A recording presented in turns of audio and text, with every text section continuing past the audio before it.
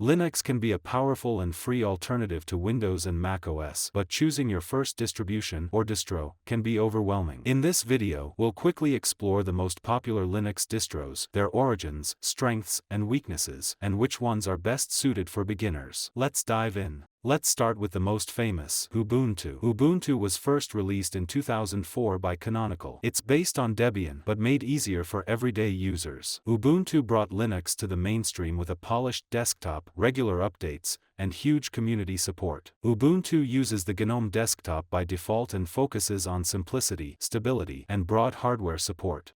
Pros: easy to install, tons of tutorials and documentation, massive software repositories, great community.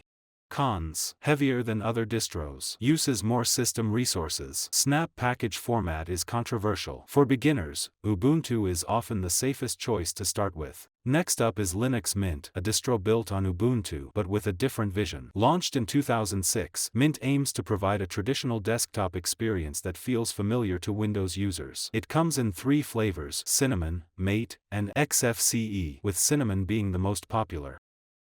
Pros: user-friendly interface, comes with essential software pre-installed, no snaps by default, very beginner-friendly. Cons: slightly slower to adopt new features, not ideal for bleeding-edge users. If you want simplicity and stability, Mint is a great first step. Debian is one of the oldest Linux distros, released in 1993. It's known for its rock-solid stability and is the base for many other distros, including Ubuntu. But Debian isn't always friendly out of the box. It can require more manual configuration and is updated less frequently. Pros: extremely stable, huge software library, great for servers and advanced users. Cons: not as user-friendly for beginners, older software in the stable release. Installation can be tricky. Beginners may prefer Ubuntu or Mint, but Debian is great if you want to learn the Linux way, the hard way. Fedora is a community-driven distro sponsored by Red Hat. It focuses on free software, innovation, and staying close to the latest upstream technologies. Fedora is known for introducing new Linux features before other distros, like Wayland and Pipewire. Pros: very up-to-date, backed by Red Hat, great GNOME experience, excellent developer tools.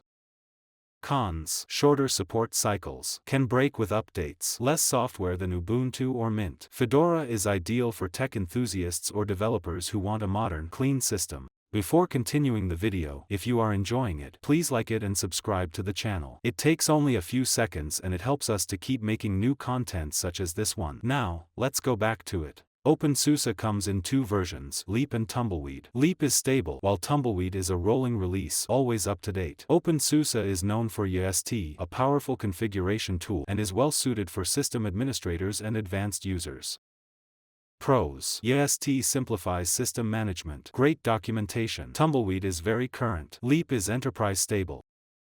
Cons: not as beginner-focused. Community is smaller than Ubuntu's. Software availability can vary. For beginners who want to learn deeply or explore system internals, OpenSUSE is a good step. Manjaro is based on Arch Linux, a powerful, minimalist distro, but with user-friendliness in mind. Manjaro gives you the benefits of Arch, bleeding-edge software, access to the Arch user repository (AUR), and customization, but without the complicated setup. Pros: rolling release with stability layers, AUR access, pre-installed drivers and software, active community. Cons: rolling release can cause breakage, not as polished as Ubuntu or Mint. Occasional package conflicts. Manjaro is great for adventurous beginners who want to explore the Arch world without going fully DIY. Pop! OS is developed by System76, a hardware company. It's based on Ubuntu but optimized for productivity, development, and creative work. With a clean GNOME-based interface and excellent GPU support, Pop! OS is a favorite among gamers, engineers, and creators. Pros: built-in tiling window manager, great hardware support, excellent for NVIDIA or AMD users, focused on productivity.